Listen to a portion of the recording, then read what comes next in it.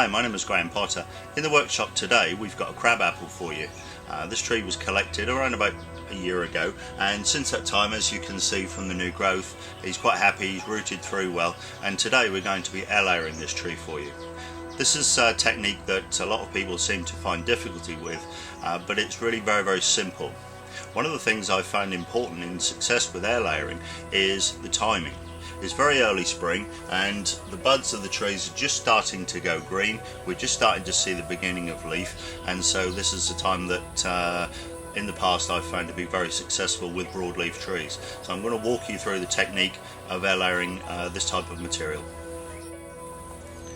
At this point here I've marked where we're going to be removing the bark. There's no reason why we have to go an exact circle around the bark, part of the bark that we're going to remove. It can be at an angle, so that can give us ultimately a nice root spread which will allow us to plant the tree on the slant. So now, having marked this up, we're going to completely remove this strip of bark, and that's a fairly simple process, basically of just cutting into the bark and then progressively just lifting that away. And we need to use a fairly sharp knife for this so that it cuts cleanly. And then what we have to do is clean right the way back to the sapwood underneath.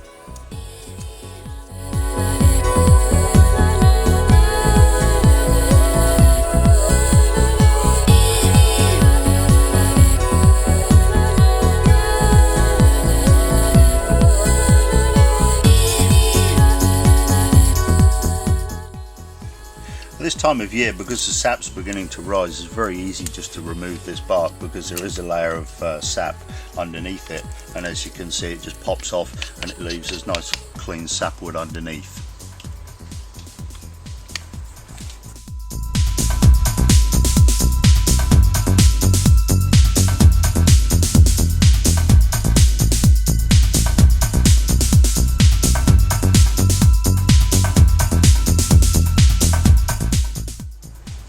Having removed all the bark, now what we need to do is give the sapwood a little scrape, because what that does is remove the cambium, and it's a cambium that will actually bring the sugars, the carbohydrates from the leaves down to the roots.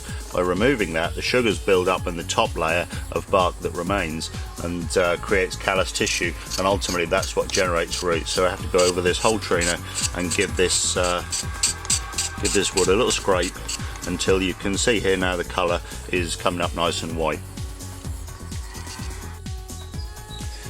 The final stage in the preparation of the layering of this material, now that we've cleaned all the cambium away, is just to recut this upper edge of the bark.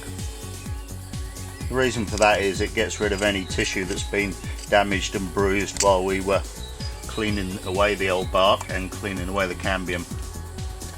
And it gives us nice clean cut exposed cells that will tend to root much faster.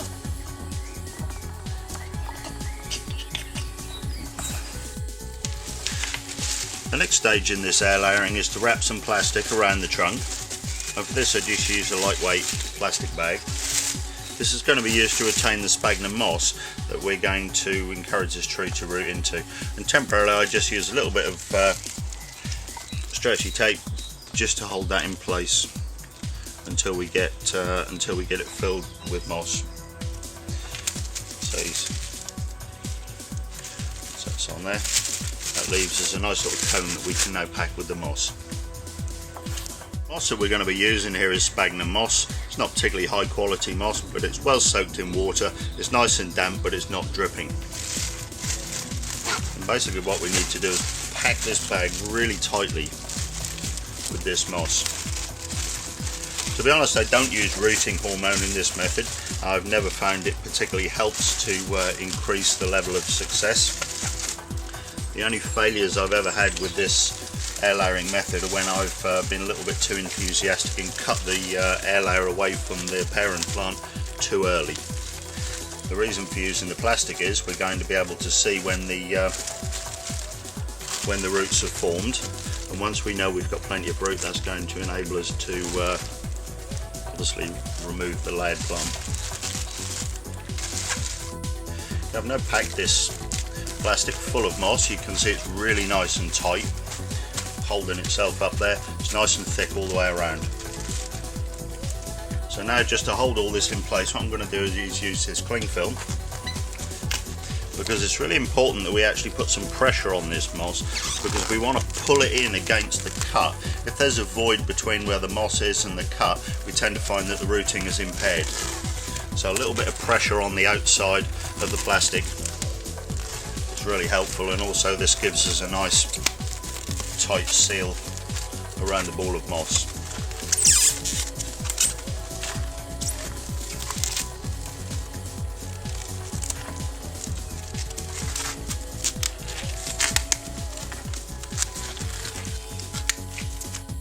Okay, so this is the completed air layer, and as you can see, the moss is nice and tight. The cling film's holding that in there. That's really firm. The last thing that I like to do is just to make 1 or 2 incisions in the base of the plastic, because invariably this will get quite wet. What tends to happen is the rain comes down the bark, it will find its way under the plastic, and if you're not careful with this being nice and tight, this really will puddle. So it's important to put 1 or 2 cuts in the plastic underneath to actually let the rain out. Of course, conversely, if you're using this, or if you're air layering a species it's going to take some time to root, you may need to water this, and obviously in that case you just make a small incision here. There are lots of different methods for air layering, but this is the one I've always used, particularly on broadleaf trees, and for me it's always been successful. Now this tree will be left outside in the sunshine, where hopefully he'll grow away quite happily, and what will begin to happen underneath here is a callus tissue will form around the base of where we cut the bark, and eventually that will start to push out new roots. And what we'll be able to see through this plastic ultimately is the little white root tips as they grow through the moss and they come out to the edge of the plastic.